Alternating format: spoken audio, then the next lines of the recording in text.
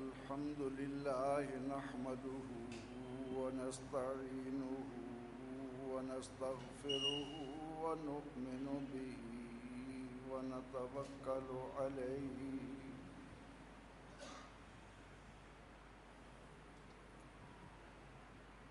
ونعوذ بالله من شرور أنفسنا ومن سيئات أعمالنا من يهده الله فلا مضل له ومن يضلله فلا هادي له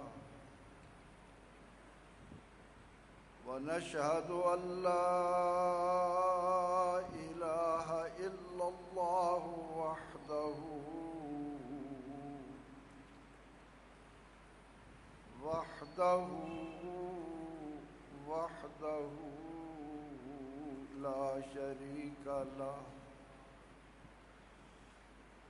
لا شريك له ولا نظير له ولا مثل له ولا مثال له ولا مثيل له أزلي أبدي ديمومي دهري لا أول له ولا آخر له ونشهد أن سيدنا وسندنا وحبيبنا وكريمنا ورؤوفنا ورحيمنا وطبيبنا وطبيب قلوبنا نبينا وشفيعنا ومليكنا ومولانا ومأوانا وملجأنا محمدا عبده ورسوله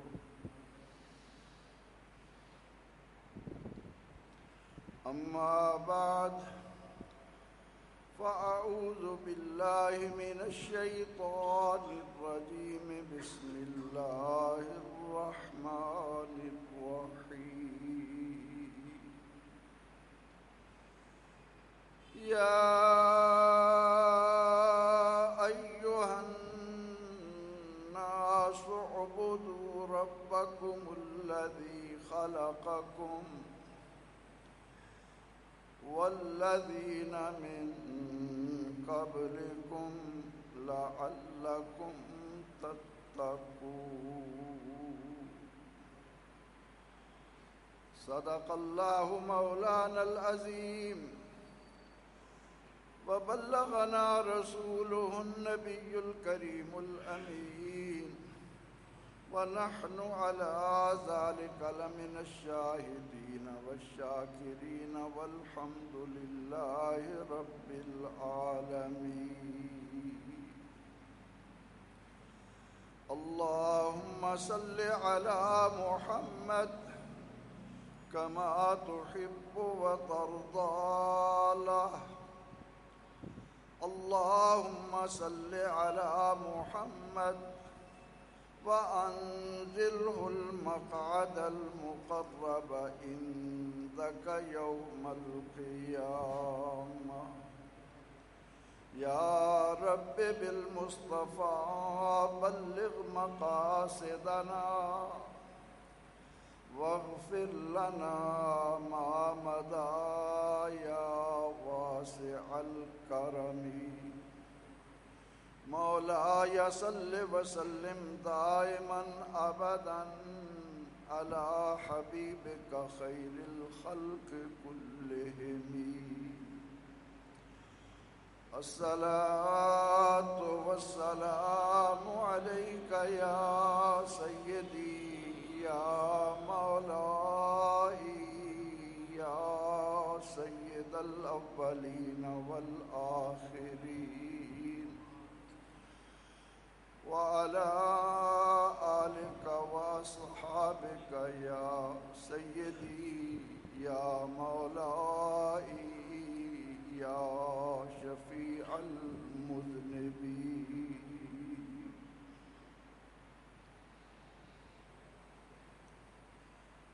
قابل صد احترام علماء کرام، معزز و محترم سامعین، آپ کے ساتھ یہ ملاقات کوئی نئی نہیں ہے۔ 20 CDs ایسی ہوں گی جو آپ کے ساتھ یہاں گفتگو ہوئی۔ ایک وقت تھا انتہائی قابل احترام مکرم استاذ ڈاکٹر بشیر احمد صدیقی مرحوم، ان کی بدولت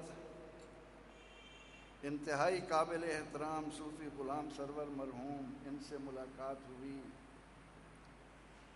اور بارہا آپ سے اسی مسجد میں ملاقاتیں ہوئیں۔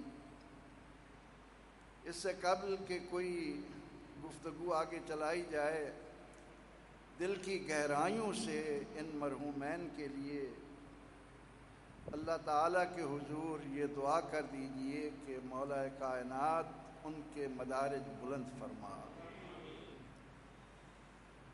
انہوں نے یہ جو پودا لگایا اور جس طرح اس مسجد میں ایک بنیاد رکھی، الہ العالمین اس کے طفیل جنت الفردوس میں ان کے درجات اور بلند فرما۔ حضرات محترم، جیسا کہ ابھی برادر عزیز فرما رہے تھے کہ آج ہم گفتگو کریں گے شعبان اور رمضان کے روزوں کے فضائل کے ضمن میں، لازماً اس موضوع پر بھی کچھ باتیں ہوں گی، لیکن جیسا کہ آپ شو کر رہے تھے، دکھا رہے تھے کہ یہ محفل میلاد ہے، نعت خوانی کا جس طرح آپ نے اہتمام کیا،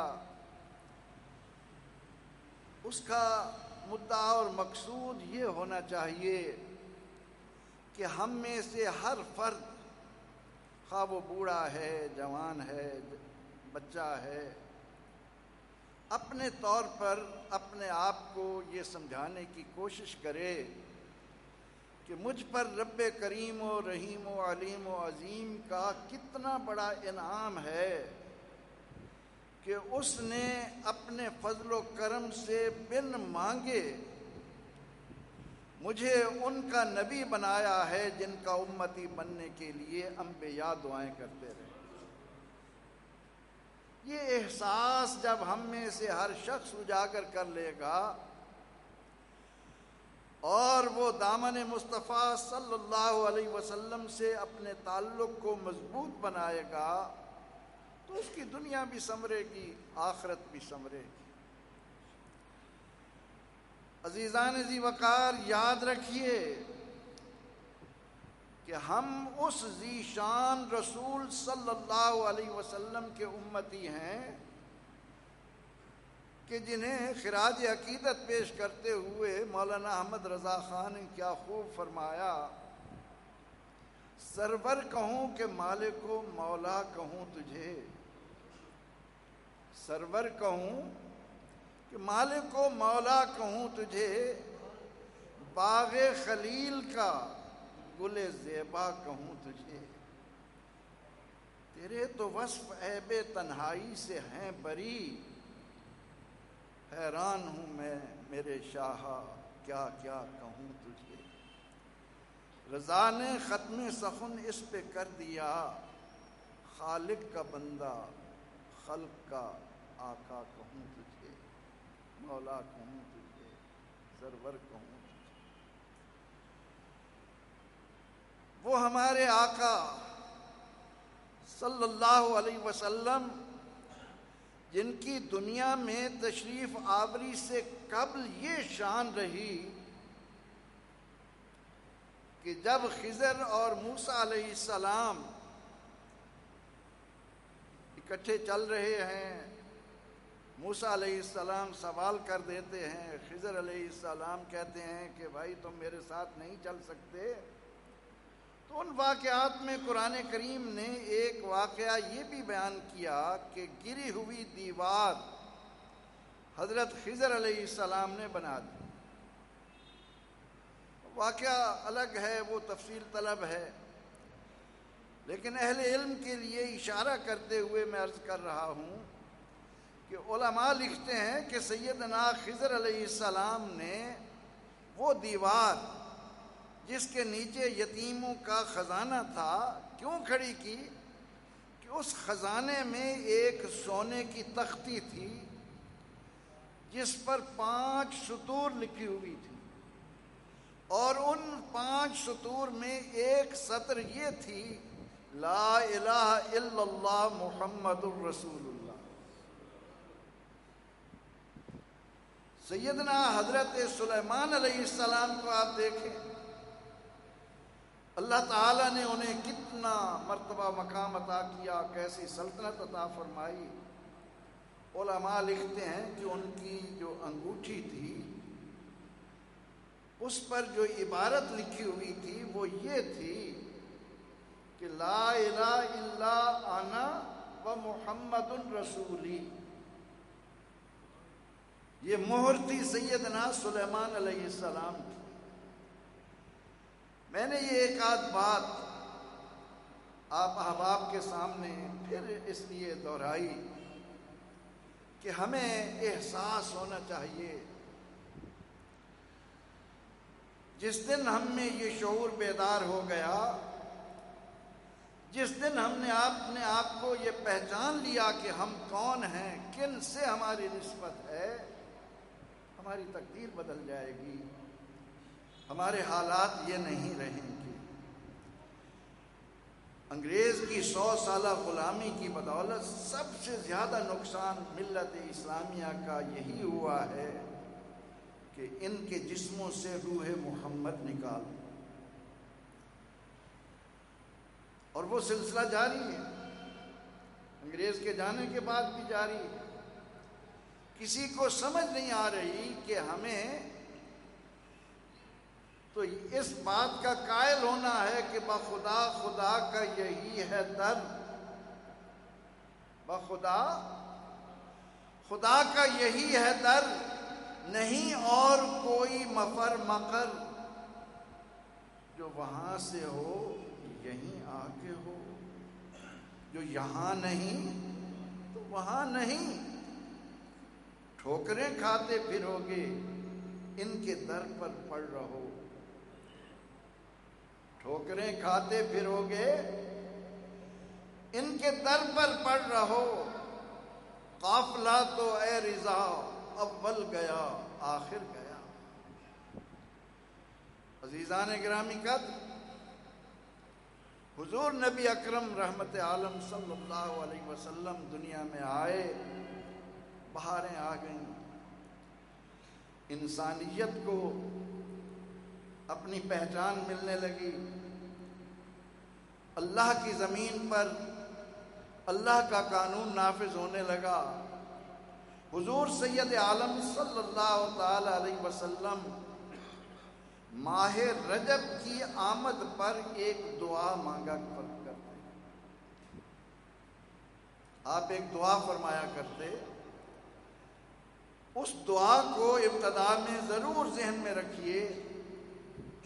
آپ صلی اللہ علیہ وسلم کی ماہ رجب کی آمد پر دعا یہ ہوتی کہ اللہم بارک لنا فی رجب و شعبان وبلغنا الی رمضان. اے اللہ، ہمارے لیے رجب اور شعبان میں برکتیں عطا کر دے اور ہمیں رمضان تک پہنچا دے. یہ 3 مہینے مسلسل سال میں آپ صلی اللہ علیہ وسلم نے امت کو ان کی طرف خاص توجہ اس مقصد کے تحت دلائی کہ دنیا میں آنے کا مقصد پانا محنت طلب امر ہے. اس کے لیے کچھ توجہ چاہیے، کچھ محنت چاہیے. آسانی سے ہمیں وہ مقصد حاصل نہیں ہو سکتا جس کی خاطر میں نے کلمہ پڑھا ہے، جس کی خاطر میں نے دامن مصطفیٰ پکڑا ہے، جس کی خاطر میں امت مصطفیٰ صلی اللہ علیہ وسلم کا ایک فرد بنا ہوں. ان مقاصد کو پانے کے لیے اہل علم یہ بات یاد رکھیں کہ حضور سید عالم صلی اللہ علیہ وسلم کی آمد سے قبل ایک معاشرہ تھا. بڑی بڑی حکومتیں قائم تھیں. کہیں کسریٰ ہے، کہیں قیصر ہے، کہیں خاقان ہیں، کہیں ہمیر ہیں، کہیں یہ نجاشی ہیں، کہیں فرعونہ ہیں. معاشرہ تھا. اور آپ صلی اللہ علیہ وسلم جس جزیرے میں، جس خطے میں جلوہ فرما ہوئے، وہ بھی ایک معاشرہ تھا. اب آپ صلی اللہ علیہ وسلم کی دنیا میں تشریف آوری سے قبل کے معاشرے کی زندگی کے مقاصد کیا تھے؟ ہدف ہوتا ہے نا جس کو پانے کے لیے انسان جدوجہد کرتا. والدین اپنے بیٹے کو اس راہ پر ڈال دیتے ہیں کہ بیٹے تو نے انجینئر بننا ہے، تو نے ڈاکٹر بننا ہے، تو نے وکیل بننا ہے. ایک ہدف دیتے ہیں. اس کے حصول کے لیے والدین بھی اس کی رہنمائی کرتے رہتے ہیں، اساتذہ بھی رہنمائی کرتے ہیں، وہ خود بھی اس راہ پر چلتا رہتا ہے. یہ نصاب ہے، یہ آپ کی ذمہ داری ہے، یہ ادارہ ہے، یہ ادارے کے قواعد و ضوابط ہیں. ان پر وہ چلتے ہوئے اپنے ہدف کی طرف جا رہا ہے کہ میٹرک میں فرسٹ پوزیشن لوں، انٹرمیڈیٹ میں میرے 90% نمبر آئیں، اس کے بعد جب مجھے امتحان دینا پڑے تو میرا چناؤ ہو، میں UET میں داخلہ لے لوں، میں کنگ ایڈورڈ میڈیکل کالج کا طالب علم بن جاؤں. ایک ہدف ہے. اس ہدف کے حصول کے لیے بچہ جدوجہد کرتا ہے اور اس کے متعلقین اس کی مدد کرتے رہتے ہیں، اس کی رہنمائی کرتے رہتے ہیں. تو عرب ایک معاشرہ تھا اور اس معاشرے نے اہداف مقرر کر رکھے تھے. وہ اہداف کیا تھے؟ اس کی نشاندہی ہوتی ہے کہ جب پیغمبر رحمت صلی اللہ تعالی علیہ وسلم نے ان کے قلب و ضمیر پر خوب دستک دی، مکہ مکرمہ میں جیسے ایک بھونچال سا آ گیا کہ اتنے 100 سالوں سے ہمارے آبا و اجداد بتوں کی پرستش کرتے چلے آ رہے ہیں، شرابیں پیتے آ رہے ہیں، بدکاریاں کرتے چلے آ رہے ہیں، جو جی میں آتا ہے کر رہے ہیں. یہ کون آ گیا ہمارے لیے حدود کا تعین کرنے والا کہ یہ حلال ہے، یہ حرام ہے، یہ جائز ہے، یہ ناجائز ہے؟ اس بھونچال سے تنگ آ کر اس معاشرے نے اپنے 3 نمائندے چنے. نوجوانوں سے میں خاص طور پر یہ درخواست کروں گا کہ میری ان گزارشات کو توجہ سے ان میں غور کیجئے میں کیا کہہ رہا ہوں. وہ معاشرہ اپنے لیے اہداف مقرر کیے ہوئے تھا اور ان اہداف کی نشاندہی کب ہوئی؟ جب انہوں نے اپنے نمائندے چنے اور وہ جا کر پیغمبر رحمت سرور دو جہاں سید عالمیہ صلی اللہ علیہ وسلم کے پاس پہنچ کر ان کے سامنے 3 چیزیں رکھتے ہیں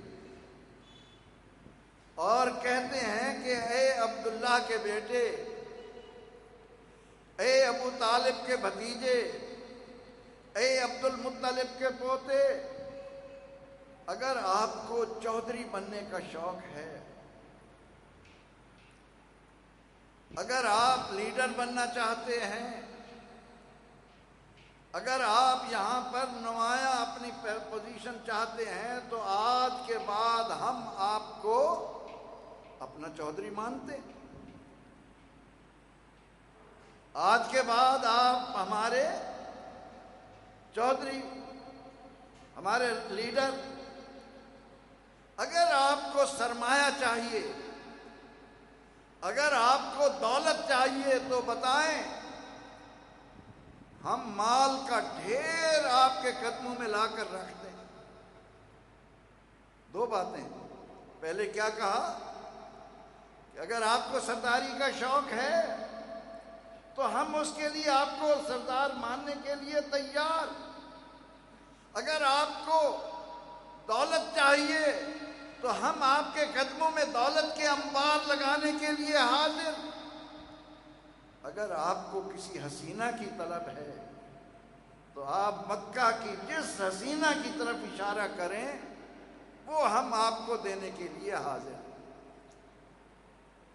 ان تین باتوں نے واضح کیا کہ نبی اکرم رحمت عالم صلی اللہ علیہ وسلم جن لوگوں پر محنت کر رہے ہیں،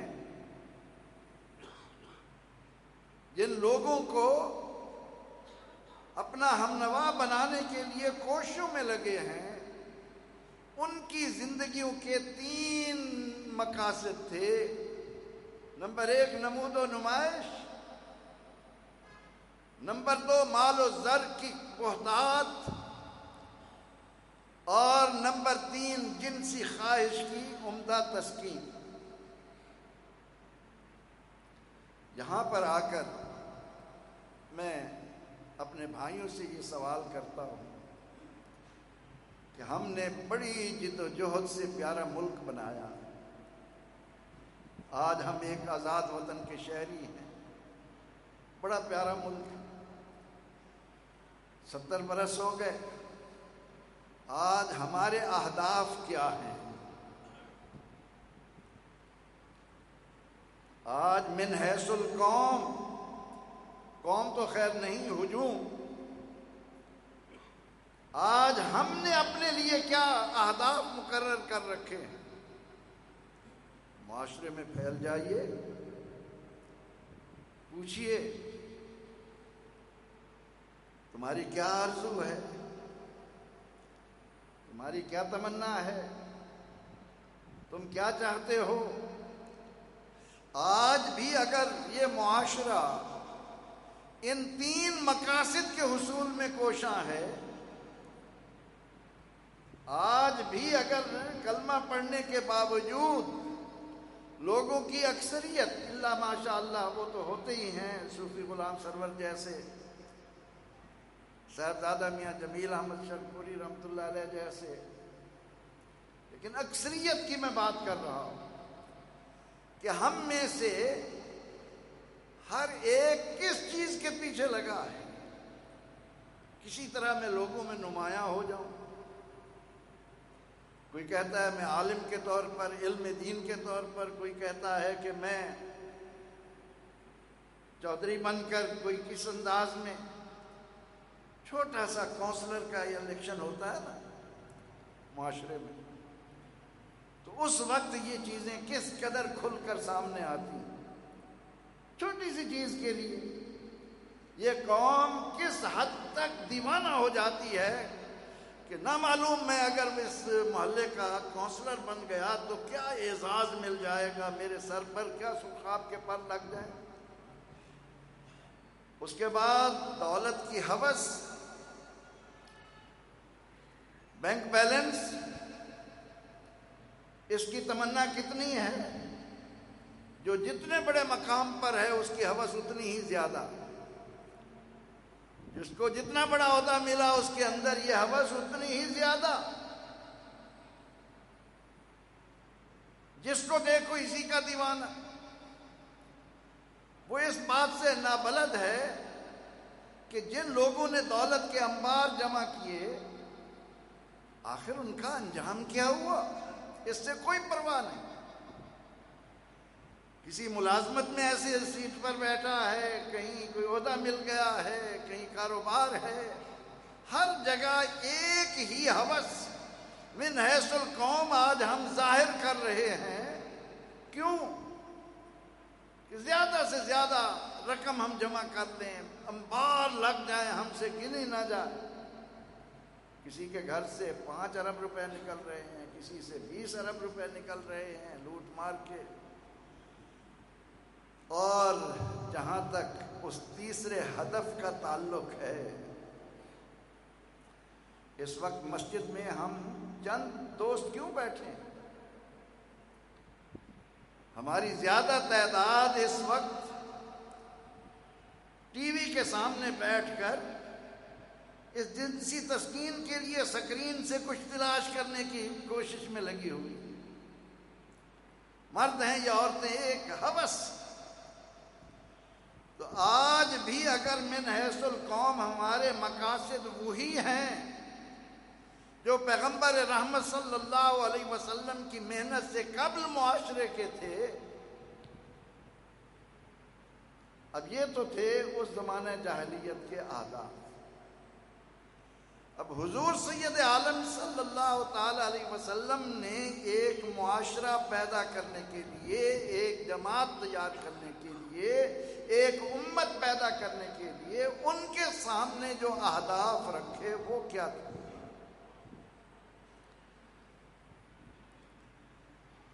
وہ اہداف کیا تھے؟ اس کی ایک مثال عموماً میں طلباء کو بھی دیتا رہا، جہاں کہیں موقع ملتا ہے پیش کرتا ہوں، کہ حضرت علی کرم اللہ وجہہ نے ایک دشمن خدا و رسول کو جب گرا لیا اور اللہ جل مجدہ کے حکم کے مطابق کہ وَاقْتُلُوا الْمُشْرِكِينَ حَيْثُ وَجَدتُّمُوهُمْ، تو اس مشرک نے بڑے بڑے بد اخلاقی کا مظاہرہ کر دیا. پھر کیا ہوا؟ وہ علی مرتضیٰ، وہ اس دامن رسالت میں سب سے پہلے قدم رکھنے والا مولا کائنات،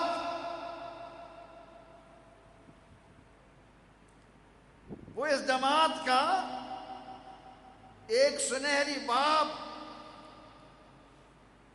اس نے بد اخلاقی کی، آپ نے چھوڑ دیا، ایک طرف ہو گئے.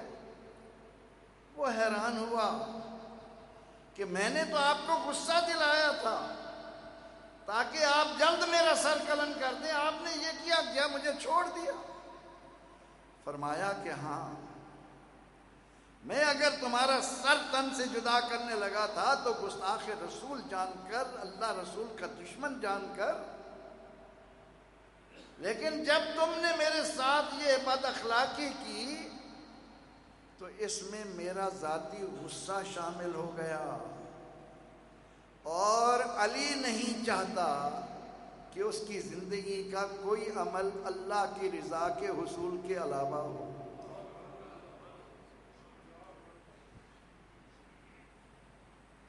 آپ صلی اللہ علیہ وسلم نے ہدف دیا. کیسا ہدف دیا؟ علماء لکھتے ہیں کہ حضور سید عالم صلی اللہ علیہ وسلم کے اپنے گھر ایک بکری ذبح کی گئی. بکری ذبح کرنے کے بعد اس کا گوشت لوگوں میں تقسیم کیا گیا. حضور سید عالم صلی اللہ علیہ وسلم تشریف لائے. پوچھا ام المومنین عائشہ صدیقہ ہماری پیاری ماں سے رضی اللہ تعالی عنہا، عائشہ بکری ذبح ہوئی تھی؟ یا رسول اللہ بکری ذبح ہوئی تھی؟ کہا اس میں سے کچھ بچا تو نہیں؟ عرض کی ایک بکری کا کندھا، کتھ، دستی یہ بچ گئی. اس پر آپ نے کیا فرمایا صلی اللہ علیہ وسلم؟ فرمایا عائشہ یہی تو نہیں بچی، باقی سب بچ گیا. باقی سب بچ گیا. یہ تھا وہ معاشرہ جو حضور علیہ السلام پیدا فرمانا چاہتے تھے. عثمان رضی اللہ عنہ کا عہد ہے، پڑا، لوگ اپنی جائیدادیں اونے پونے بیچنے لگے۔ ایک بہت قیمتی باغ تھا مدینہ منورہ میں، وہ سستے داموں بکنے لگا۔ عثمان رضی اللہ عنہ کے گھر والوں نے کہا کہ حضور وہ باغ بک رہا ہے، جائیے وہ خرید لیجئے۔ آپ نے گھر سے ڈھیر ساری دولت اٹھائی اور اس باغ کو خریدنے کے لیے چلے۔ جب گھر سے باہر نکلے، ادھر بھوکا دیکھا، ادھر بھوکا دیکھا، ادھر ضرورت مند دیکھا، ادھر ضرورت مند دیکھا۔ جو رقم باغ کو خریدنے کے لیے اٹھا کر نکلے تھے، خرچ کرتے کرتے سب کچھ بانٹ کر خالی ہاتھ آ گئے۔ گھر والوں نے کہا کہ باغ خرید لائے ہو؟ فرمایا کہ ہاں خرید لایا ہوں۔ ساری رقم ضرورت مندوں میں بانٹ دی۔ یہ معاشرہ قائم کرنا چاہتے تھے سرور دو جہاں صلی اللہ تعالی علیہ وسلم۔ اب یہ کیسے حاصل ہو؟ اس کے لیے محنت چاہیے۔ نفس امارہ بہت زبردست ہے، اس کے شر سے بچنے کے لیے یہ ہمارا عدو مبین، ان الشیطان لکم عدو مبین، یقیناً شیطان تمہارا کھلا دشمن ہے۔ قرآن کیا کہہ رہا ہے؟ جواب دیا کیجئے۔ اب میں تو وہی انداز ہوتا ہے میرا جس طرح میں کلاس میں بچوں کو پڑھاتا ہوں، تو بچے جواب دیں تو پتہ چلتا ہے کہ ہاں آپ میرے ساتھ شریک ہیں، بات کو جان رہے ہیں۔ نبی رحمت صلی اللہ تعالی علیہ وسلم نے یہاں تک فرما دیا کہ ان الشیطان یجری مجری الدم۔ او بندے، او میرے امتی، خواہ تو مرد ہے یا عورت، جوان ہے یا بوڑھا، یاد رکھ یہ جو شیطان ہے یہ تیرے جسم میں اس طرح دوڑ رہا ہے جیسے تیرے جسم میں خون دوڑ رہا۔ ان الشیطان یجری مجری الدم۔ ابھی ایک آرزو ہوتی ہے، تھوڑی دیر بعد وہ کہیں توجہ لے جاتا، اور خصوصاً نماز میں، کیونکہ نماز کی بدولت وہ راندہ درگاہ ہوا نا۔ اللہ تعالیٰ نے اس سے کہا کہ آدم کو سجدہ کر، ایک سجدہ، اور وہ بھی کس کو؟ آدم کو۔ وہ منکر ہو گیا، راندہ درگاہ ہوا، گلے میں لعنت کا توق ڈال دیا گیا۔ شیطان سے کس نے کہا تھا آدم کو سجدہ کر؟ رب تعالیٰ نے۔ اسی لیے مولانا روم نے کتنی پیاری بات کہی، کس قدر انہوں نے توجہ دلائی۔ فرماتے ہیں کہ شیطان 1000 درجہ بہتر سے بے نماز۔ شیطان جو ہے وہ بے نماز آدمی سے 1000 درجے بہتر ہے۔ کہاں پیش آدم و این پیش حق سجدہ نہ کر، کہ اس نے تو ایک سجدہ وہ بھی آدم کو نہیں کیا تھا۔ یہ بے نماز آدمی ہزاروں سجدے، اور وہ بھی رب تعالیٰ کو نہیں کرتا۔ شیطان 1000 درجہ بہتر سے بے نماز، کہاں پیش آدم، آدم کو بھی رب نے فرمایا تھا، اور ہمارے لیے بھی یہ قرآن رب نے اتارا ہے۔ قرآن میں بندے کو، بندہ مومن کو سب سے زیادہ حکم کس بات کا دیا گیا ہے؟ نماز کا۔ اب چونکہ ہمارا یہ دشمن، بدتر دشمن، کھلا دشمن، پوری قوت کے ساتھ، امام ابو حنیفہ رحمۃ اللہ علیہ کا آج کل بڑا ذکر ہوا، یقیناً آپ نے بھی اس عظیم انسان کا ذکر سنا ہوگا۔ ان کے پاس ایک نوجوان آیا کہ میں نے اتنی رقم کہیں رکھی تھی، بھول گیا، مل نہیں رہی۔ تو آپ نے فرمایا کہ جا وضو کر اور 100 رکعت نفل پڑھنے کے ارادے سے شروع کر دے نوافل، تجھے رقم مل جائے گی۔ اب وہ اپنے اس مقصد کے لیے گیا، وضو کیا اور نماز کے لیے جب کھڑا ہونے لگا، شیطان نے آ کر رہنمائی کر دی، یہ ہے تیری دولت۔ بڑا خوش ہوا کہ لوگوں سے پوچھا، کسی نے نہیں بتایا، آپ نے یہ نسخہ دیا، فوراً مل گیا۔ فرمایا کہ یہ لعین مسلمان کو سب سے زیادہ نماز سے روکتا ہے، کیونکہ نماز ہی انسان کو ان مقاصد کی طرف لے جاتی ہے، ان اہداف کے پانے کی طرف ممد و معاون بنتی ہے جو اسلام نے ہمارے لیے وضع کی ہے۔ میں نے شروع میں آیہ کریمہ پڑھی، ارشاد ہوتا ہے یا ایھا الناس، اے لوگو، اعبدوا ربکم، اپنے رب کی عبادت بجا لاؤ، الذی خلقکم والذین من قبلکم، جس نے تمہیں اور تم سے پہلے لوگوں کو پیدا کیا۔ اپنی نشانی بتائی رب تعالیٰ نے، میں کون ہوں؟ کبھی سوچا، کبھی شیطان نے فرصت دی؟ اللہ رب العزت فرماتا ہے هو الذی یصورکم فی الارحام کیف یشاء۔ لوگو، اور رب وہ ہے جو ماؤں کے رحموں میں تمہاری شکلیں اپنی مرضی سے بناتا ہے۔ رب کون ہے؟ خلقکم، جس نے تمہیں اور تم سے پہلے لوگوں کو پیدا کیا۔ لیکن شیطان اس طرف توجہ نہیں جانے دیتا، وہ کبھی آپ کو سوچنے کا موقع نہیں دے گا کہ یہ آکسیجن آپ کو کون دے رہا ہے۔ یہ آکسیجن اگر نواز شریف اور زرداری کے قبضے میں آ جائے اور آپ کو قیمتاً ملنی شروع ہو جائے تو پتہ جائے گا، مفت میں مل رہی ہے نا، اس لیے قدر نہیں ہے۔ کون دے رہا ہے آکسیجن؟ جنہوں نے قدر جانی، شیخ سعدی کہتے ہیں کہ اگر بندہ آکسیجن اور کاربن ڈائی آکسائڈ تازہ ہوا لینے، گندی ہوا نکلنے کے لیے صرف اس ایک چیز کے لیے، ایک سانس کے لیے اپنی زندگی شکر کے لیے وقف کر دے تو اس ایک نعمت کا شکر ادا نہیں،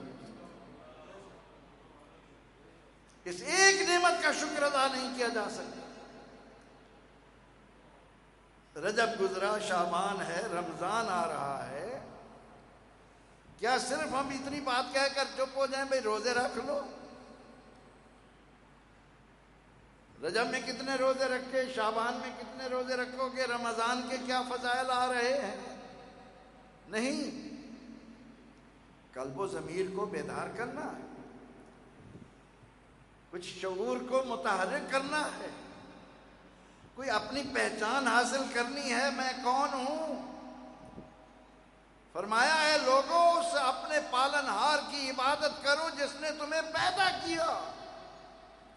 اب اس پیدا کرنے میں اگر آپ غور کریں تو تھوڑی دیر کے لیے سوچئے تو صحیح، یہ آکسیجن کہاں سے آ رہی ہے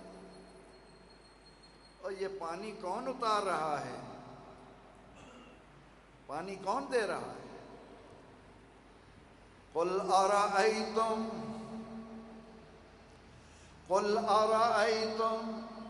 ان اصبح ماؤکم غورا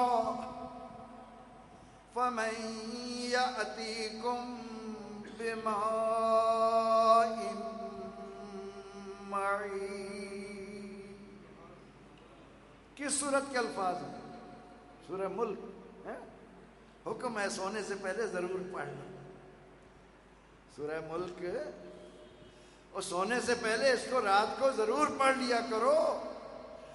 تم عادت اس کو پڑھنے کی بنا لو اور پھر دیکھنا جب تمہیں قبر میں رکھا جائے گا، فرشتے پاؤں کی طرف سے آئیں گے، سورت آڑے آ جائے گی، واپس، ضرورت نہیں اس کا حساب لینے کی۔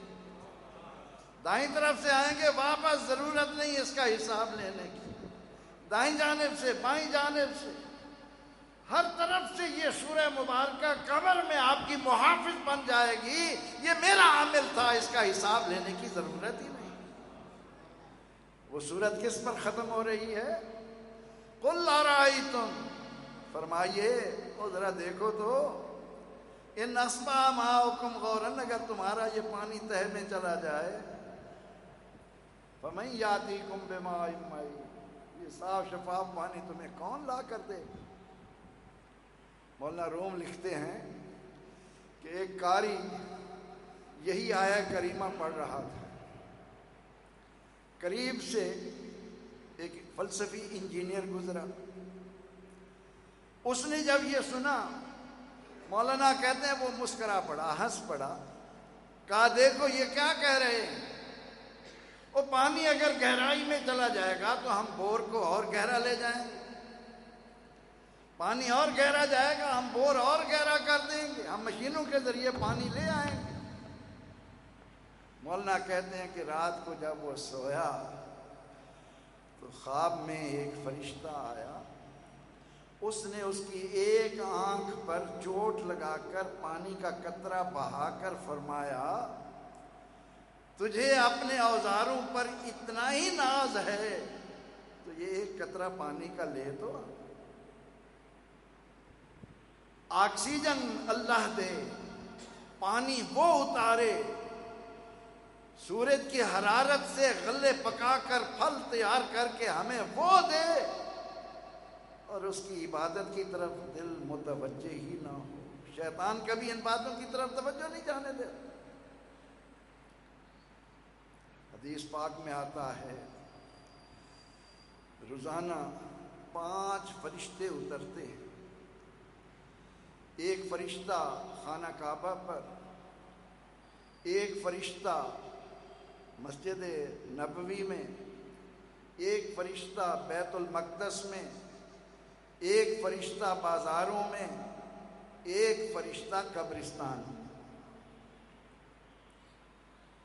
یہ حدیث مبارکہ سے تنبیہ الغافلین والے نے بڑی مدلل انداز میں یہ بات ہم تک پہنچائی۔ اب جو فرشتہ خانہ کعبہ پر اترتا ہے وہ یہ صدا دیتا ہے کہ لوگوں، جو فرض پورا نہیں کرے گا اس کا کوئی عمل مقبول نہیں ہوگا۔ مسجد نبوی والا فرشتہ کہتا ہے جو سنت پر عمل پیرا نہیں ہوگا وہ نبی کی شفاعت نہیں پائے گا۔ بیت المقدس میں آنے والے فرشتہ صدا دے رہا ہے کہ جس نے حرام کھایا اس کا کوئی عمل مقبول نہیں ہوگا۔ جو فرشتہ قبرستان میں آتا ہے وہ آ کر ان مردوں سے سوال کرتا ہے، قبرستان تو جانتے ہو نا، سب کو معلوم ہے نا، یہی تو یاد نہیں رہتا، یہی تو وہاں پہنچ کر بھی اس طرف خیال نہیں جاتا کہ ہم اس کو رکھ رہے ہیں، ہم نے بھی آنا ہے۔ علماء لکھتے ہیں کہ ایک عورت کو بیٹے سے بہت پیار تھا، بیٹا ماں کے لیے دنیا کا سب سے لذیذ ترین پھل، والدین ان کے لیے سب سے زیادہ مزیدار پھل اولاد ہے۔ اولاد کے لیے ماں باپ کس طرح بکتے ہیں، اور پھر اللہ نے ماں باپ کو درجہ بھی کیا دیا۔ اولاد سے کہا کہ تو یہ دعا کر رب ارحمہما کما ربیانی صغیرا، اور کہا کہ تو پیار سے اپنے باپ کے چہرے پر نظر ڈالے گا، اللہ کریم تجھے حج مقبول کا ثواب عطا کرے گا، صرف نگاہ ڈالنے۔ اس عورت کا ایک ہی بیٹا اور چھوٹی عمر میں وہ فوت ہو گیا۔ اب وہ عورت اس بیٹے کو سینے سے چپکائے ایک ایک کے پاس جاتی ہے، کہتی ہے میرا بیٹا مجھ سے بات نہیں کرتا، اس سے کہو میرے ساتھ بولے۔ دیکھنے والا اس کو کہتا کہ مائی اس کو لٹا دو، یہ فوت ہو چکا ہے۔ کہتی نہیں، غلط کہتے ہو، یہ نہیں مرا، اس کو زندہ کرو، اسے اٹھاؤ، کہو مجھ سے بات کرے۔ کئی روز گزر گئے، آخر لوگ ایک سیانے کے پاس لے گئے۔ اس دانا شخص نے کہا کہ مائی اپنے اس بچے کو یہاں لٹا اور یہ ایک پیالہ میں تمہیں دیتا ہوں، اس پیالے میں کسی ایسے گھر سے پانی لے آ جس کا کوئی نہ مرا ہو، جس گھر کا کوئی نہ مرا ہو، وہ پانی لا، میں اس پر چھڑکوں گا، یہ اٹھ کر بیٹھ جائے گا، تیرے ساتھ باتیں کرے گا۔ اب اس عورت نے کہا کہ کتنا آسان نسخہ ہے، پانی کا پیالہ لیا اور ایک ایک دروازے پر گئی۔ کیا روئے زمین پر کوئی ایسا دروازہ ہے جس کا کوئی نہ مرا ہو؟ دوستو، باتیں آسانی سے دل میں نہیں اترتی، اخلاق اور کردار میں تبدیلی آسانی سے نہیں آتی۔ روزے کیوں دیے ہیں؟ عبادت کیوں دی ہے؟ لعلکم تتقون۔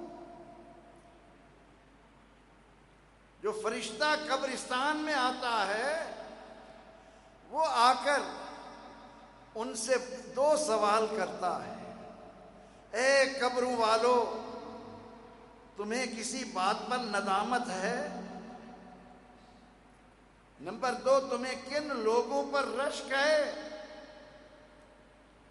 علماء لکھتے ہیں اس فرشتے کو قبروں سے یہ آواز آتی ہے، اے اللہ کے فرشتے، اگر ہمیں ندامت ہے تو اپنے اعمال پر کاش ایک مرتبہ اگر ہم بھیج دیے جائیں تو پھر وہ عمل نہیں کریں گے جن میں اب تک مبتلا رہے۔ اور اگر ہمیں رشک آتا ہے تو ان لوگوں پر جو اللہ کے گھروں میں بیٹھے قرآن کی تلاوت کر رہے ہیں، جو نوافل ادا کر رہے ہیں، جو اپنے رب سے رشتے کو مضبوط کر رہے ہیں، ان پر ہمیں رشک آتا ہے۔ بازاروں میں آنے والا فرشتہ کہتا ہے، لوگوں حرام کھانے سے باز آؤ۔ اگر چھوٹے بچے نہ ہوتے، شیرخوار بچے نہ ہوتے، دنیا میں جانور نہ ہوتے تو اللہ تعالیٰ کا عذاب تمہیں نہ چھوڑتا۔ جب تک یہ حقائق کہ ہم رمضان کا استقبال کس طرح کریں، شعبان کس طرح منائیں، پیغمبر رحمت صلی اللہ تعالی علیہ وسلم ام المومنین عائشہ صدیقہ رضی اللہ عنہا فرماتی ہیں کہ شعبان کی آمد پر آپ اس کثرت سے روزے رکھنا شروع کرتے، ہمیں خیال ہوتا کہ آپ کبھی نہیں چھوڑیں گے۔ اور اگر آپ نے صلی اللہ علیہ وسلم فداہ امی و ابی رمضان کے علاوہ کسی مہینے کے پورے روزے رکھے ہیں تو وہ شعبان ہے۔ اس طرح روزے رکھتے شعبان کو رمضان سے ملا دیتے، اور پھر رمضان میں تو آپ کا جو کیفیت ہے علماء سے جمعہ کے خطبوں میں آپ اکثر سنتے۔ تو دوستو، اللہ تعالیٰ نے ہمیں دنیا میں کیوں بھیجا، ہمیں آقا علیہ السلام کے دامن سے وابستہ کیوں کیا کہ ہم عبادت اس لیے بجا لائیں، لعلکم تتقون، تاکہ ہم پرہیزگار بنیں، تقویٰ ہے۔ تقویٰ کیا ہے؟ دل و دماغ کا اللہ کی عظمت سے معمور ہو جانا، بھر جانا، ہر بات پر پیغمبر رحمت صلی اللہ علیہ وسلم کی اتباع میں اپنے خالق و مالک کو راضی کرنے کی فکر کا لاحق ہو جانا۔ عبادت کا حکم دیا، لعلکم تتقون، روزوں کا حکم دیا، ایمان والو تم پر روزے فرض کیے گئے جس طرح تم سے پہلے لوگوں پر فرض کیے گئے تھے، لعلکم تتقون۔ یہ تو اس کا کرم ہے کہ یہ بہاریں جب آتی ہیں ہم کوئی نفل کام کرتے ہیں، اس کا اجر فرض کے برابر۔ اگر کوئی فرض بجا لاتے ہیں تو ایک فرض نہیں 70 فرضوں کے برابر وہ اجر ہمیں عطا کرتا۔ ہمارے منہ سے روزے کی خاطر پیٹ خالی ہونے سے جو بو پیدا ہوتی ہے وہ اللہ کو خوشبو سے زیادہ پسند ہو جاتی ہے۔ سحری اور افطار کے وقت جہنم کے دروازے کھول کر جہنمیوں کو آزاد کر دیا جاتا ہے، گناہگاروں کی بخشش کے سامان لمحہ لمحہ میں ہمیں ملتے ہیں۔ مگر اس کو پانے کے لیے، اس تقوی کے حصول کے لیے جو محنت درکار ہے، اس ضمن میں میں ایک بات سنایا کرتا ہوں، شاید اس سے پہلے یہاں بھی آپ کے گوش گزار کی ہو۔ علماء لکھتے ہیں کہ سیدنا علی مرتضیٰ کرم اللہ وجہہ ایک بازار میں جا رہے ہیں، بصرہ کا بازار ہے۔ تھوڑی دور گئے تو آپ نے دیکھا کہ کچھ لوگوں کا جمگھٹا ہے، وہ جمع ہے۔ مولا کائنات نے پوچھا کہ یہ لوگ کیوں جمع ہیں، یہ اجتماع کیوں ہے، یہ جمگھٹا کیوں ہے؟ بتایا گیا کہ ایک نوجوان حکیم آیا ہے اور لوگ اس سے نسخے لکھوانے کے لیے، بیماریوں کی تشخیص کرنے کے لیے جمع ہیں۔ علی مرتضیٰ کرم اللہ وجہہ آگے گئے۔ آپ نے جا کر دیکھا کہ ایک بڑا خوبرو نوجوان کرسی پر بیٹھا ہے، لوگ اس کے آس پاس بیٹھے ہیں۔ اب اس حکیم کو، نوجوان کو نہیں یہ معلوم کہ میرے سامنے کون آیا ہے۔ آپ تو باب العلم ہیں، شہر علم کا دروازہ ہے۔ اللہ تعالیٰ نے آپ کو جن خوبیوں سے نوازا، ان میں سے دوستو ایک خوبی اگر آپ کے ذہن میں رہے کہ سیدنا صدیق اکبر رضی اللہ تعالی عنہ جب علی مرتضیٰ رضی اللہ عنہ سے مخاطب ہوتے تو کہتے کہ اے میرے مولا علی۔ سیدنا صدیق اکبر جن کو ہم افضل البشر بعد الانبیاء بالتحقیق کہتے ہیں، وہ حضرت علی کرم اللہ وجہہ کو، اب اس حکیم کو نہیں معلوم، علی مرتضیٰ رضی اللہ عنہ اس کے سامنے آئے اور فرمایا کہ ایھا الطبیب هل عندک دواء الذنوب وتریاق القلوب وایصال المحب الی المحبوب۔ آپ نے اس نوجوان حکیم کو مخاطب کر کے کیا فرمایا کہ اے نوجوان، کیا تیرے پاس کوئی گناہوں کی دوا بھی ہے؟ تیرے پاس حل عندک دواء الذنوب، کیا تیرے پاس گناہوں کی کوئی دوا ہے؟ تریاق القلوب، دلوں کی شفا کا بھی کوئی سامان ہے؟ ایصال المحب الی المحبوب، یہ جو بندہ محب ہے، محبوب تک پہنچنا چاہتا ہے، اللہ تک پہنچنا چاہتا ہے، یہ بھی کوئی تیرے پاس نسخہ ہے؟ توجہ، مولا کائنات نے یہ 3 سوال اس نوجوان سے کیے، گناہوں کی دوا، دلوں کی شفا کا سامان، اور محب کا محبوب سے ملنے کا کوئی طریقہ۔ تھوڑی دیر کے لیے اس نوجوان نے اپنا سر نگوں کیا اور غور و فکر کے بعد اس نے اپنا سر اٹھایا اور پوچھا این السائل، سوالی کہاں ہے؟ یہ مخاطب کر کے کہنے لگا کہ ایھا السائل اذهب الى بستان الاسلام، تو نے جو سوال کیا ہے اس کا جواب میں عرض کرتا ہوں، تو اسلام کے باغ میں جا، ہناک شجرۃ الایمان، وہاں پر ایمان کا ایک درخت۔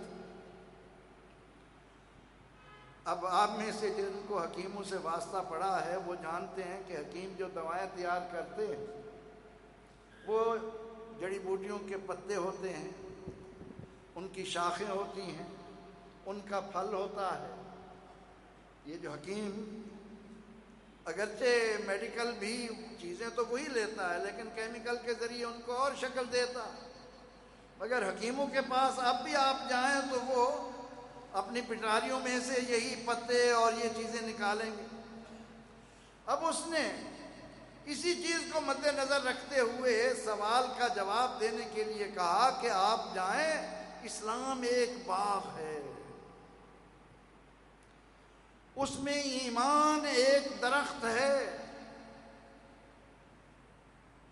خذ منہا اوراق المحبہ، وہ جو اسلام میں ایمان کا درخت ہے اس کے ساتھ محبت کے پتے ہیں وہ توڑ. کیا پتے توڑ؟ محبت کے پتے. اللہ اکبر. اے کاش ہم میں سے وہ لوگ جو اسلام کا غلبہ چاہتے ہیں اور اسلام کے غلبے کے لیے انہوں نے غلط راہ اختیار کر رکھی ہے، بے گناہوں کے سر قلم کر رہے ہیں، بے گناہوں بچوں اور عورتوں کی جانیں لے رہے ہیں، وہ بخاری شریف میں پیغمبر رحمت صلی اللہ علیہ وسلم کے اس ارشاد کو پڑھے. حضور سید عالم صلی اللہ علیہ وسلم کا یہ ارشاد بھی دوستو اس محفل کے صدقے میں یاد کر لو. آپ صلی اللہ علیہ وسلم نے فرمایا لا تدخلون الجنت حتی تؤمنوا. فرمایا یاد رکھو اس وقت تک تم جنت میں نہیں جاؤ گے جب تک مومن نہ بنو. ولا تؤمنوا حتی تحابوا. اور اس وقت تک تم مومن نہیں بن سکتے جب تک ایک دوسرے سے محبت کرنے والے نہ بن جاؤ.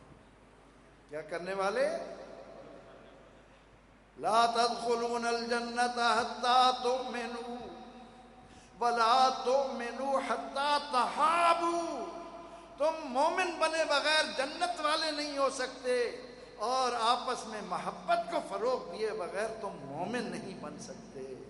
اولا ادلکم علی شیء اذا فعلتموه تحاببتم. کیا میں تمہیں وہ نسخہ نہ دوں جس پر عمل کرنے کی وجہ سے تم محبت کرنے والے بن جاؤ. افشوا السلام بینکم. السلام علیکم ورحمۃ اللہ وبرکاتہ. اس کو چرچا کرو، اس کو عام کرو. بائے بائے مت کہو، ٹاٹا نہ کہو. اور وہ طریقہ اختیار کرو جو سیدنا آدم علیہ السلام کے ساتھ فرشتوں نے جنت میں کیا تھا. کتنا پیارا لفظ ہے السلام علیکم. اے آنے والے تجھ پر اللہ کی سلامتی ہو، اس کی رحمت ہو، اس کی برکتیں ہوں. جو سلام میں پہل کرے 90 نیکیاں لے جاتا ہے، 90 نیکیاں مل جاتی ہیں اور یقین دلا دیتا ہے کہ آنے والے مجھ سے تیری جان، تیرا مال، تیری آبرو محفوظ ہے. اس کو عام کرو. یہ کیا ہوا؟ ہم نے کیا رخ اختیار کر لیا؟ کبھی ہاتھ ہلا دیں گے، کبھی سر ہلا دیں گے. یہ چھوٹی سی زبان ہلتی نہیں. السلام علیکم کہنے کی ہم کوشش ہی نہیں کرتے. ایمان اس میں درخت ہے. یہ بات تو دہرانے کی ضرورت نہیں. اسلام کے کتنے ارکان ہیں، ایمان کے بنیادی عقائد کیا ہیں. یہ جس نے بھی میٹرک تک تعلیم حاصل کی ہے اس کے لیے یہ کوئی مشکل نہیں، لیکن پڑھا ہوا ضرور ہے. مگر ہم عمل کے لیے پڑھتے ہی کب ہیں؟ ہمیں تو ڈگری چاہیے، ہمیں تو سند چاہیے، ہمیں تو اے گریڈ چاہیے، اے پلس گریڈ چاہیے. ایمان، اسلام، اللہ نے ہمیں 2 نام دیے ہیں. یا تو ہم مسلم ہیں یا مومن ہیں. ہمارے 2 نام، مسلم اور مومن. مت جائیے ان کے علاوہ کسی نام میں. اور مومن کہتے ہیں عاشق مصطفیٰ کو صلی اللہ علیہ وسلم، کیونکہ فرمایا لا یؤمن احدکم حتی اکون احب الیہ من والدہ وولدہ والناس اجمعین. میں جہاں کہیں قرآن کریم کا درس دیتا ہوں تو میں یا ایھا الذین آمنوا کا معنی یہ نہیں کرتا اے ایمان والو. میں اس کا یہ ترجمہ کرتا ہوں اے عشاقان مصطفیٰ صلی اللہ علیہ وسلم. ایمان نام ہی اس چیز کا ہے. خیر، بتا یہ رہا تھا کہ اس نوجوان نے مولا کائنات کے اس سوال پر کہ گناہوں کیا کوئی نسخہ، وہ اب نسخہ بتا رہا ہے. اے سوال کرنے والے، اسلام ایک باغ ہے، بڑا وسیع باغ ہے. من قال لا الہ الا اللہ فہو مسلم ومن هو مسلم فہو اخ. اللہ اکبر اللہ اکبر اللہ اکبر. دوستو کیا کریں، میں نے 8 سال درس نظامی میں جب صرف کیے اور معاشرے میں علماء کی زبوں حالی دیکھی، اس طرف آ گیا، امتحانات دینے شروع کر دیے. ٹاپ کیا پنجاب یونیورسٹی میں، میڈل لیے، گولڈ بھی سلور بھی. اس کے بعد 36 سال کالجوں میں پڑھایا اجنبی بن کر. 36 سال گورنمنٹ کے مختلف اداروں میں پروفیسر تک گیا، لیکن اجنبی بن کر. کہ جو 8 سال میں نے دینی مدارس میں علم حاصل کیا وہ کیا ہے، اور جو ان اداروں میں قوم کو تیار کیا جا رہا ہے وہ کیا ہے. ان کی تو آپس میں کوئی تعلق ہی نہیں، مماثلت ہی نہیں. اور اس دوغلا پن نے اس قوم کو اس حد تک لا کھڑا کیا ہے، نہ خدا ہی ملا نہ وصال صنم، نہ ادھر کے رہے نہ ادھر کے، نہ ان کے پاس اللہ ہے نہ دنیا ہے، نہ عقبہ ہے نہ دنیا ہے، کچھ بھی نہیں. بھیڑ بکریوں کی طرح ایک ہجوم کے طور پر یہ قوم چل رہی ہے. نہ معلوم کس کو شعور آئے گا، کب یہ قوم بیدار ہوگی اور سوال کرے گی کہ بتاؤ، وہ جب پیارا ملک بن رہا تھا، معصوم بچوں کے سینے چاک کیے جا رہے تھے، ان کے پیٹ چاک کر کے انہیں پھینکا جا رہا تھا، جوان بچیوں کے سینے چاک کیے گئے، نوجوان لڑکیوں کو چھلانگیں مارنی پڑی. 75,000 کے قریب ہماری مائیں بہنیں انڈیا میں رہ گئی تھیں، جن کے لیے ایک وفد بنا. انہوں نے جا کر ان ہماری بہنوں کا، ماؤں کا سراغ لگا لیا، لیکن انہوں نے یہ کہہ کر پاکستان آنے سے انکار کر دیا کہ وہ پاک جگہ ہے، ہم ناپاک ہو چکی ہیں، پاک جگہ پر جا کر ہم قدم کیسے رکھیں. کیوں نہیں نوجوانوں کو بتاتے کہ یہ ملک کیسے بنا ہے.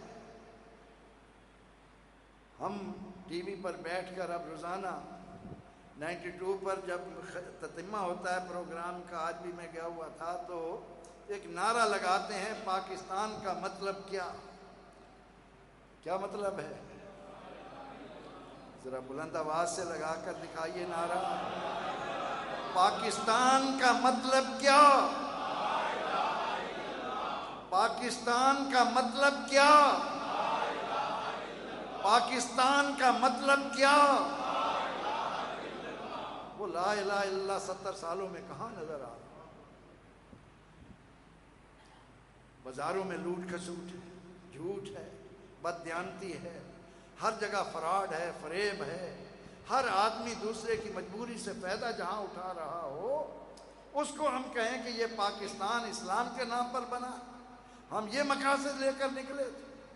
دوستو، شعبان اور رمضان، شعبان کو اتنی فضیلت تھوڑی ہے کہ میرے آقا نے، جس مسلمان کے دل میں یہ احساس پیدا ہو جائے کہ شعبان میرے آقا کا مہینہ ہے، آقا کا مہینہ جان کر اس کے اندر ہی وہ اعمال شروع کر دے کہ میرے آقا علیہ السلام نے سب سے زیادہ روزے اس مہینے میں رکھے، تاکہ رمضان کی آمد ہو، جب رحمتیں اور برکتیں برسیں تو ہمارے دامن تنگ پڑیں، وہ رحمتیں تنگ نہ ہونے پائیں، ہم خوب خوب ان کو سمیٹیں.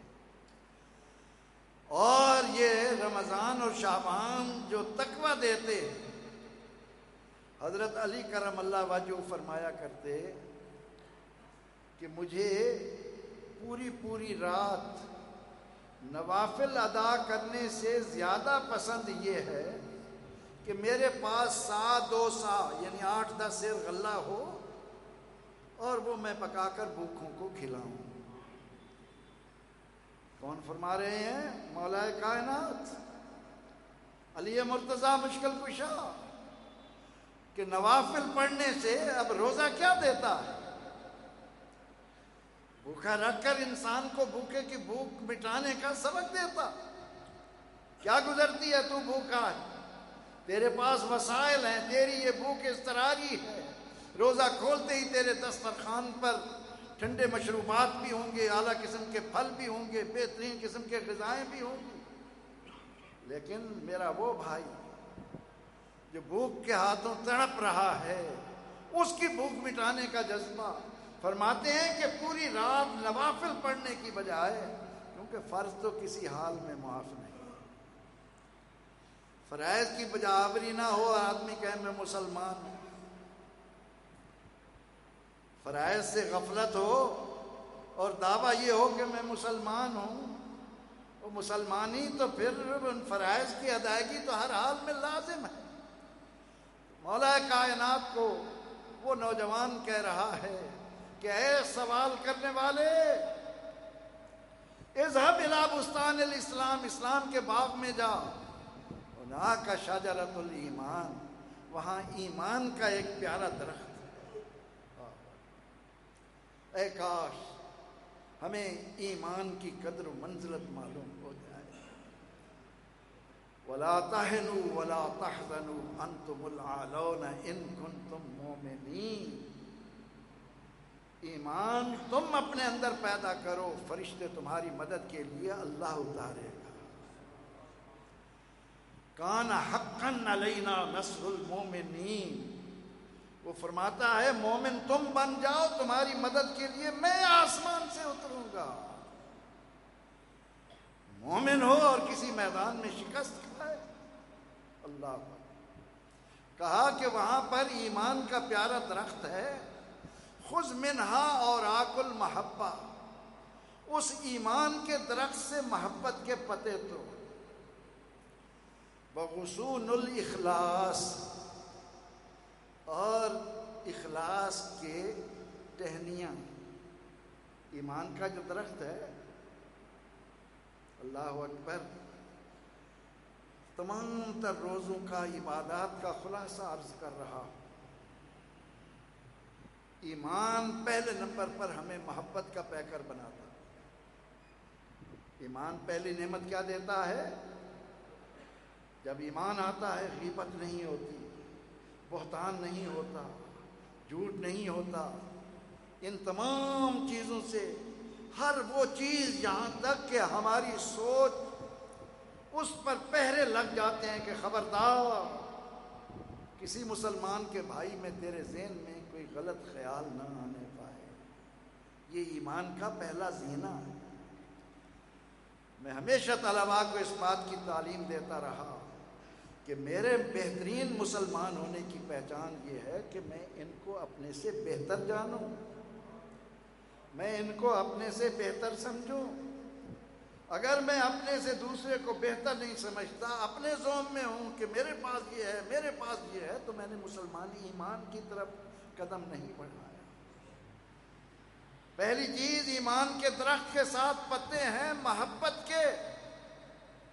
اس کے بعد دوسری چیز غصون الاخلاص, فصلی لربک. تو بندے نماز پڑھنی ہے تو رب کے لیے پڑھ, نہیں لوگ کہیں نمازی ہے. سخاوت کرنی ہے تو رب کے لیے. اللہ اکبر. یہ حدیث کتنی بار علماء نے آپ کو یاد کرائی ہوگی کہ قیامت کے دن سب سے پہلے اللہ تعالیٰ کی بارگاہ میں بڑے عابد و زاہد, بڑے سخی, عادل بادشاہ یہ پیش کیے جائیں گے. اللہ رب العزت حکم دے گا کہ ان کو جہنم میں لے جاؤ. فرشتے جب ان کو جہنم میں لے کر چلیں گے, حشر میں کھلبلی مچ جائے گی.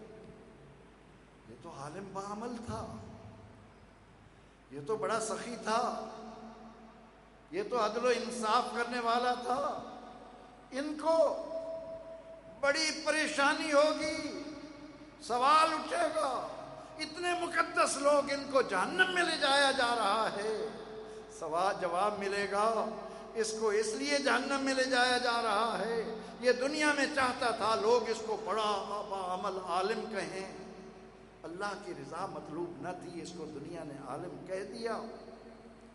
یہ بادشاہ اس لیے جہنم میں پھینکا جا رہا ہے، خواہش رکھتا تھا لوگ کہیں کہ بڑا عادل بادشاہ ہے، اللہ کی رضا مطلوب نہ تھی۔ اس سخی کو اس لیے جہنم میں لے جاؤ کہ یہ چاہتا تھا لوگ کہیں بڑا سخی ہے، بڑا بانٹتا ہے، بڑا دیتا ہے، اللہ کی رضا مطلوب نہیں تھی۔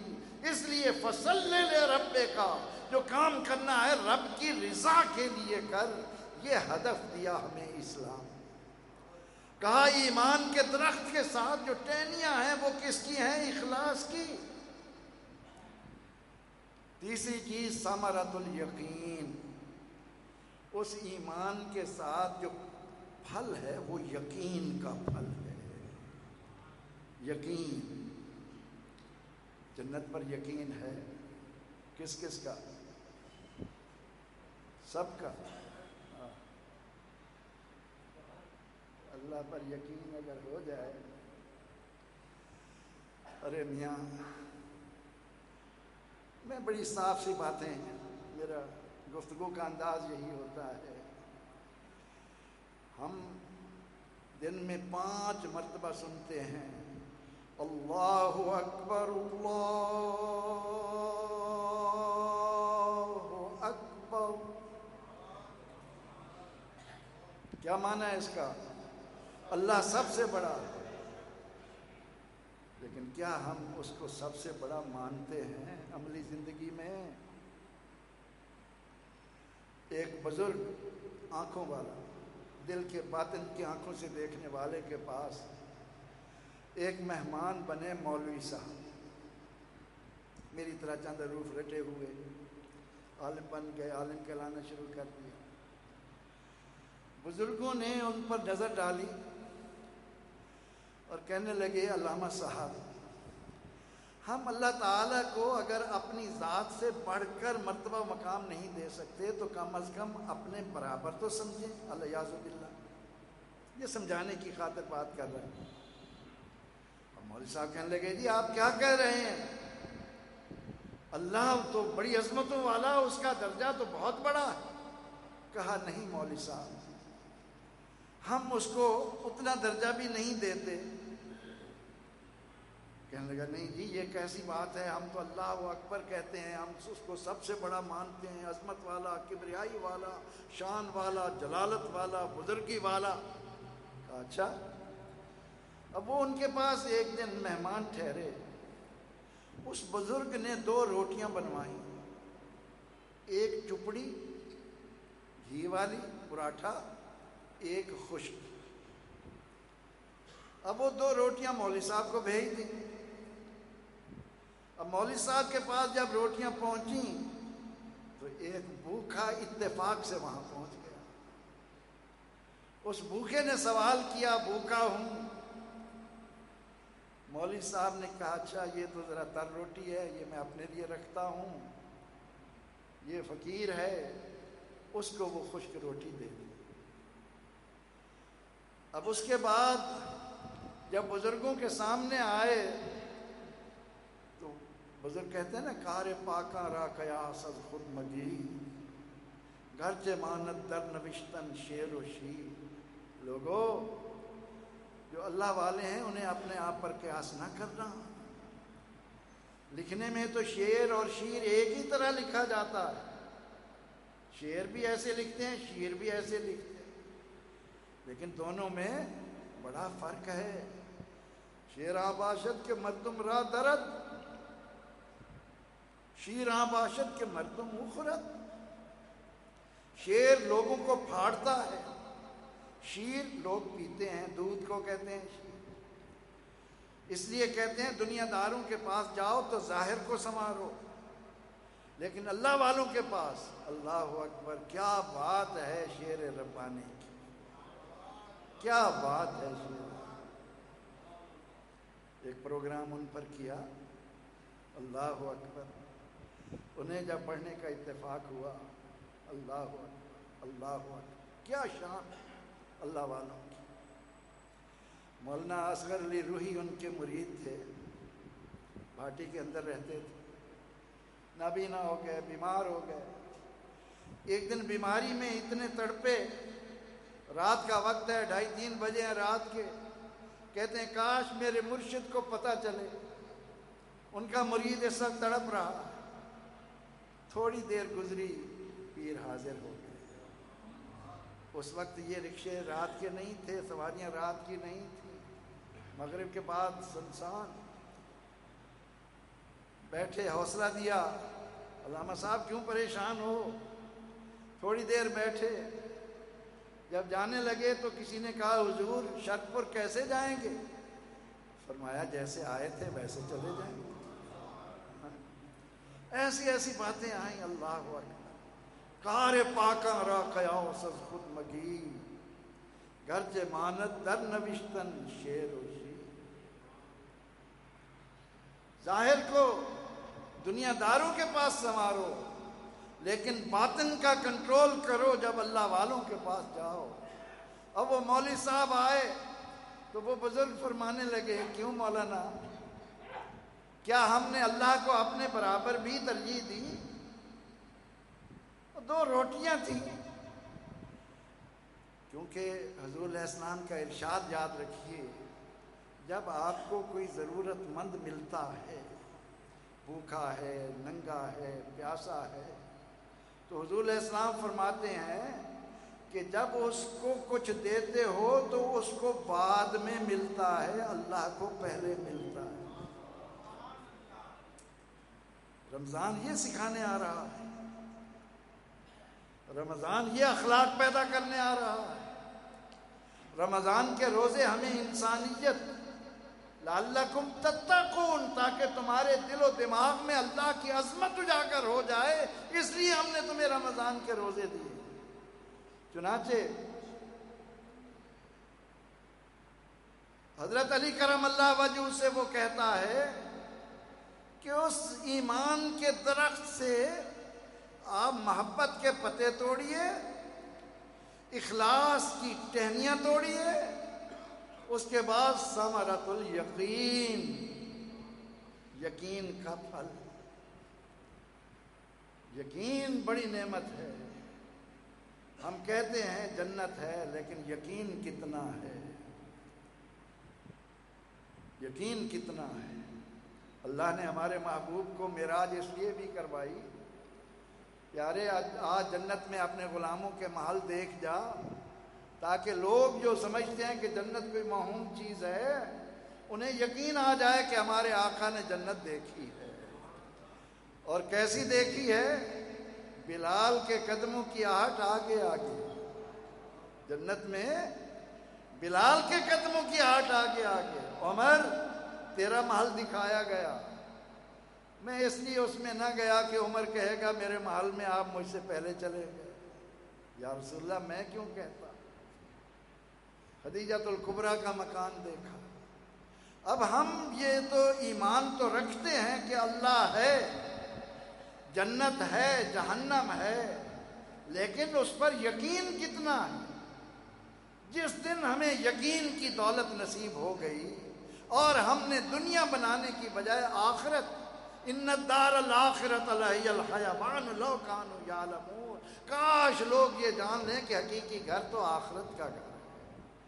حقیقی گھر کون سا ہے؟ یہاں تو ہم مسافر ہیں. یہاں تو رات اور دن سفید اور کالے چوہے کی شکل میں ہماری زندگی کے درخت کی جڑیں کاٹ رہے ہیں. ہم بڑی تیزی کے ساتھ اس منزل کی جانب جا رہے ہیں، لیکن وہ یقین. چنانچہ اس نوجوان نے کہا کہ یہ 3 چیزیں لو، خذھا فی محراب العبادہ، یہ 3 چیزیں لے کر انہیں عبادت کے محراب میں رکھو.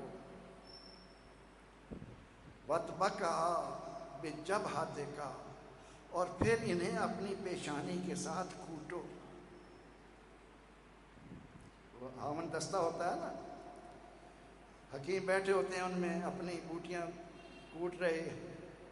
اس نوجوان نے کہا کہ اے سوال کرنے والے، تو نے 3 چیزیں پوچھی، گناہوں کی دوا، دلوں کی شفا، محب کو ملنے کا نسخہ.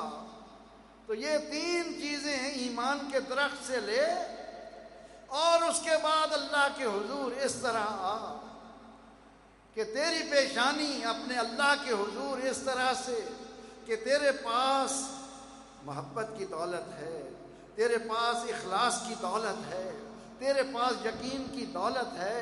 وَدْمُمْهَا دموع العین، پھر ان میں اپنے آنکھوں سے آنسو کا پانی ملا۔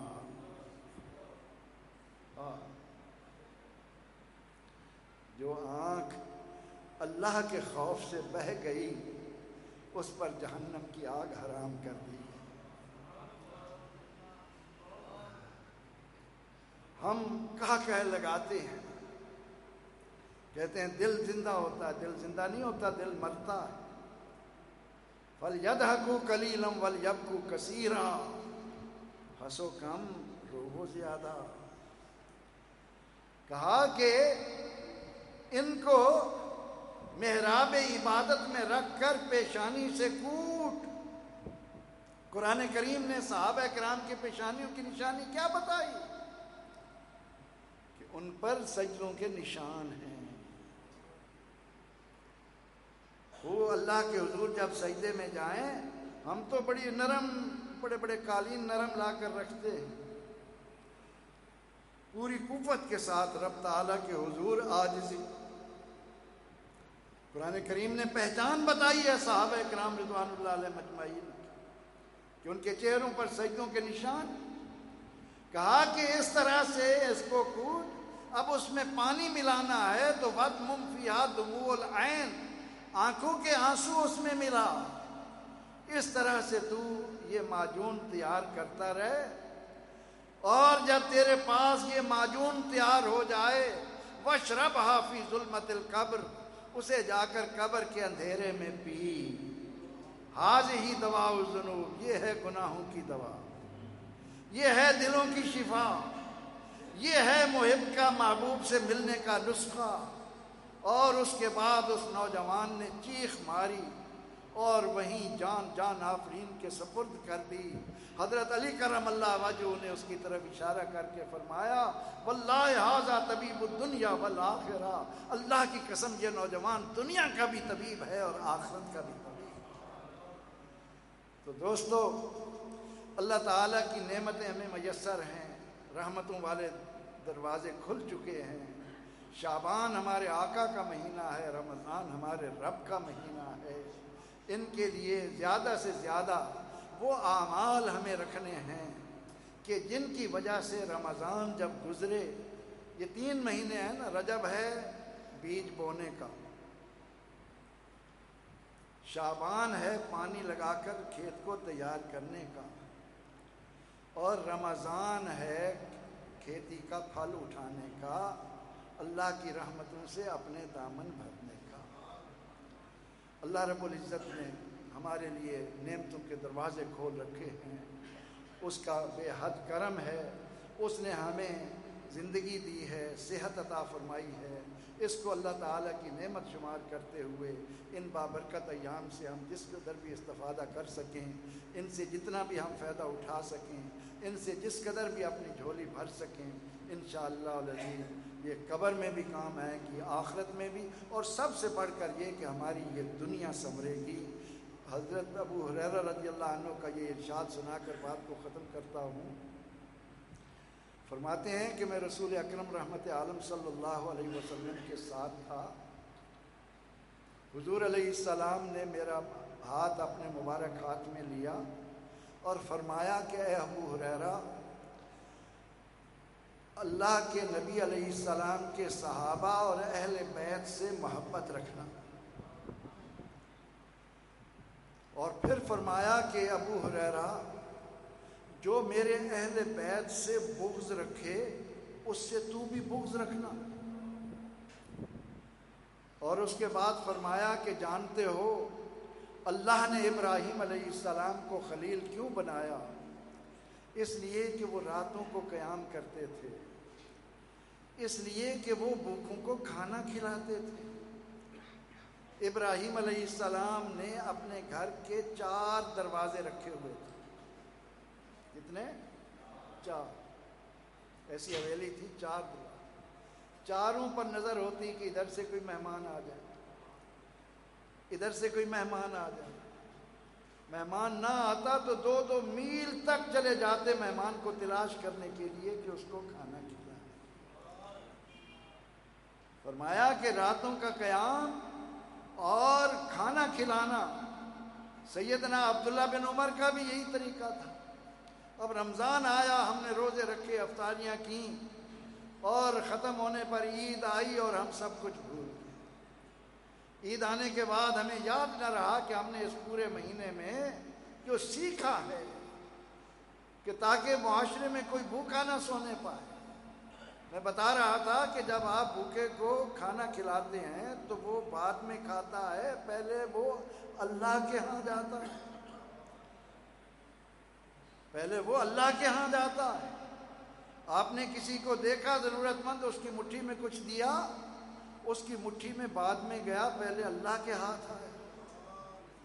تو انسانیت سکھاتا ہے، ہمارے اندر اخلاق پیدا کرتا ہے، اور پیغمبر رحمت صلی اللہ علیہ وسلم نے فرمایا انما بعثت لاتمم مکارم الاخلاق، میں تو دنیا میں آیا ہی اس لیے ہوں کہ تمہیں اخلاق کا پیکر بنا دوں، تم عمدہ اخلاق کے پیکر بن جاؤ، عمدہ اخلاق پائے تکمیل تک پہنچ جائیں۔